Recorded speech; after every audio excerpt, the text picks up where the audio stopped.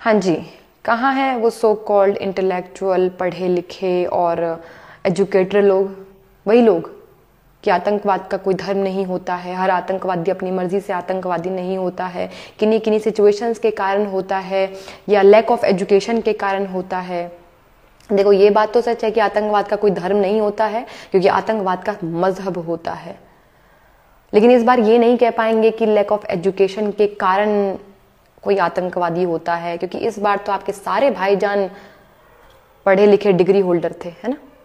सारे आंकड़े तो आपको पता ही होंगे कि कहाँ कहाँ से क्या बरामद हुआ है, कहाँ से AK-47 मिला है, कहाँ से RDX मिला है, कितने किलो मिला है, या कहाँ से RDX बनाने का सामान मिला है, कहाँ कहाँ से लोग पकड़े गए हैं, और सबके नाम क्या थे विशेषकर, और सब अपने तुम्हारे डॉक्टर भाई साहब थे, है ना। देखो, अब आप कहोगे कि नहीं, उस मजहब के सारे व्यक्ति ऐसे नहीं होते हैं। हाँ, ये बात ठीक है, लेकिन ये बात विचारणीय नहीं है क्या कि हर आतंकवादी उसी मजहब से आता है।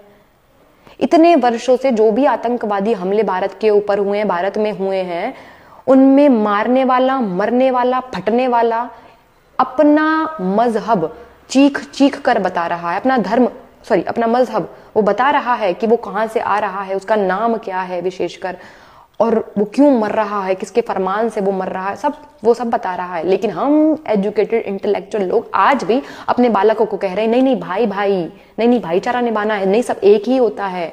ठीक है, आप अपने बालकों को ये समझाइए, लेकिन एटलीस्ट उनको शत्रु बोध करवाइए। यदि इन सिचुएशंस के बाद भी, यदि इन धमाकों के बाद भी, इन आतंकवादी हमलों के बाद भी हम अपने बालकों को ये नहीं बता पाए कि शत्रु कौन है और मित्र कौन है, तो हमसे बड़ा बेवकूफ कोई नहीं होगा। एटलीस्ट अपने बालकों को बताइए कि शत्रु और मित्र होने में क्या अंतर है, किन किन कारणों से सामने वाला आपका शत्रु हो सकता है, कौन कौन सी बात वो आपके सामने करेगा तो वो आपका शत्रु हो सकता है। विशेषकर अपनी बेटियों को समझाइए। केरला स्टोरी को बड़ा प्रोपोगेंडा कह रहे थे आप जैसे लोग, अब देख लीजिए केरला में क्या हो रहा है। मुस्लिम लड़कियां इंजेक्ट करी जा रही हैं हिंदू लड़कियों को कन्वर्ट करने के लिए। तो अपनी बेटियों को समझाइए कि सामने वाला कौन कौन सी बात करेगा, किस किस प्रकार की बातें करेगा, उनको केरला स्टोरी दिखाइए। तो हमें समझना होगा कि हो सकता है कि हर उस मजहब का व्यक्ति वैसा नहीं होगा, लेकिन आंखें तो खोलकर चलनी पड़ेंगी ना, शत्रु बोध तो करवाना ही पड़ेगा ना।